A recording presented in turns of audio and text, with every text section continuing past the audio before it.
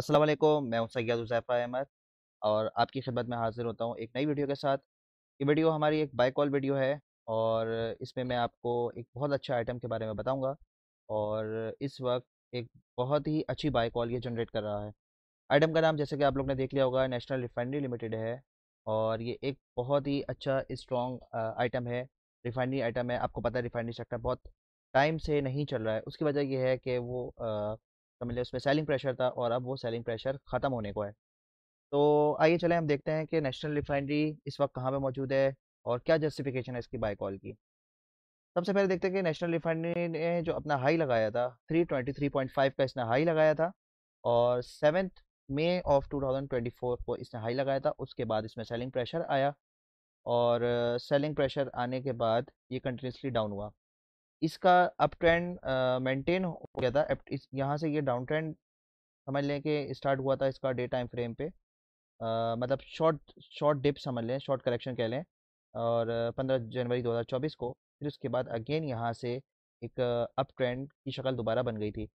लेकिन अगेन ये यहाँ से इस पर सेलिंग प्रेशर आया, इसने अपना ई एम आई 20 ब्रेक करा 299 पे। फिर उसने अपना ई एम आई 50 भी ब्रेक करा 290 पे।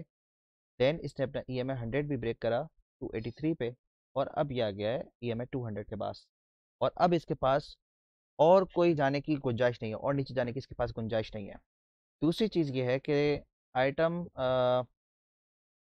खाली अपने जो जो अप ट्रेंड में आइटम होता है, जो बहुत स्ट्रॉन्ग अप ट्रेंड होता है, वो आइटम जो है अपने मूविंग एवरेज से रिबाउंड कर लेता है। और अगर आइटम बहुत स्ट्रॉन्ग ना हो तो वो अपनी हॉरिजॉन्टल सपोर्ट से रिबाउंड कर जाता है। इसकी हॉरिजॉन्टल सपोर्ट और इसकी ई एम ए 200 आपने देखा कि हमारी लास्ट ई एम ए है और जो कि जितनी बड़ी ईएमआई होती है उतनी ज़्यादा स्ट्रॉन्ग सपोर्ट बनती है। तो ईएमआई 20 थी, एक वीक सपोर्ट थी। उससे ज़्यादा स्ट्रॉन्ग सपोर्ट ईएमआई 50, उससे ज़्यादा ईएमआई 100 और सबसे ज़्यादा स्ट्रॉन्ग सपोर्ट आपकी ईएमआई 200 है। तो यहाँ से रिवर्सल एक्सपेक्टेड है। दूसरी बात यह है कि यहाँ से ये जो हॉरिजॉन्टल सपोर्ट आ रही है, ये भी आपकी 266.5 की आ रही है और देखें एग्जैक्ट यहीं से इसने रिबाउंड किया। आप देखें, अब ये देखें किस तरीके से इसने यहाँ से रिबाउंड किया 265.9 या 266 कह सकते हैं इसको। ये इसकी ई एम आई 200 थी और इसकी जो डेली सपोर्ट थी वो 266.43 थी। इसको समझ लें कि दोनों एक ही रेट पे थे, दोनों सपोर्ट इसकी एक ही रेट पे 266 के पास आई थी। कुछ दिन पहले मैंने अपने ग्रुप में बताया था, दूसरे ग्रुप में बताया था कि एन आर एल 266 पे जाएगा। तो मैंने ये कहा आप लोगों को कि इसकी दो सपोर्ट आ रही है। एक पिवट की जो हमारी डेली की जो फर्स्ट सपोर्ट है वो भी 266 पे थी और ई एम आई 200 भी 266 पे। तो हमने इसकी सपोर्ट देख ली, ये परफेक्टली अपने सपोर्ट पर है या सपोर्ट से जस्ट ऊपर है। और अगर इसकी आर एस आई देखें तो आर एस आई इसकी काफ़ी डाउन हो चुकी है, 34-35 के पास आ गई है।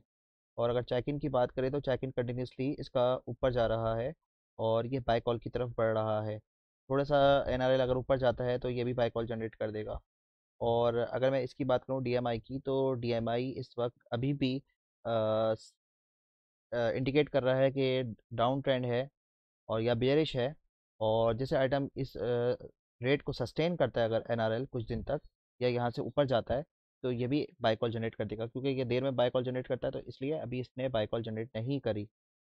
एमएससीडी की हम बात करें तो एमएससीडी में अभी इस वक्त कह रहा है कि एक दो कंफर्मेशन की ज़रूरत है, यानी कि इस प्राइस को अगर ये सस्टेन कर जाता है एक दो दिन तो एमएससीडी भी बाई कॉल जनरेट कर देगा। तो ये सारे इंडिकेटर पॉजिटिव हो जाएंगे। और अगर इसने ये अपना जो लेवल है 266 का ये सस्टेन किया तो जो कि सस्टेन करेगा इंशाल्लाह, मुझे पूरी उम्मीद है। और ये रिफाइनरी का जो सेक्टर का जो ये आइटम है एनआरएल यहाँ से रिबाउंड कर जाएगा। तो अगर मैं बाइंग की बात करूँ इन्वेस्टमेंट पॉइंट ऑफ व्यू से, आप लोग यहाँ पे होल्ड कर सकते हैं।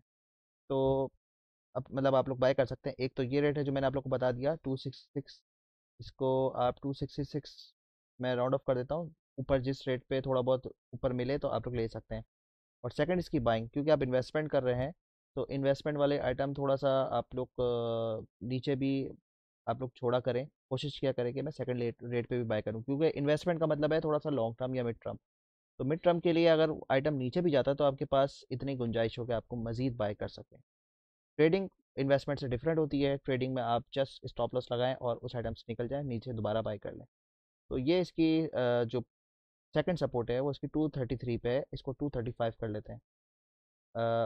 ऑल्दो ऑलरेडी काफ़ी काफ़ी दूर है, लेकिन ये उस वक्त पॉसिबल है जब मार्केट अच्छी खासी अगर नीचे चली जाती है किसी भी वजह से, तो एनआरएल फर्स्ट सेकंड सपोर्ट अगर तोड़ता है तो सेकंड सपोर्ट पर आ जाएगा, लेकिन मुझे लगता है कि यहाँ पर नहीं आएगा और 266 से इसका रिबाउंड हो जाएगा।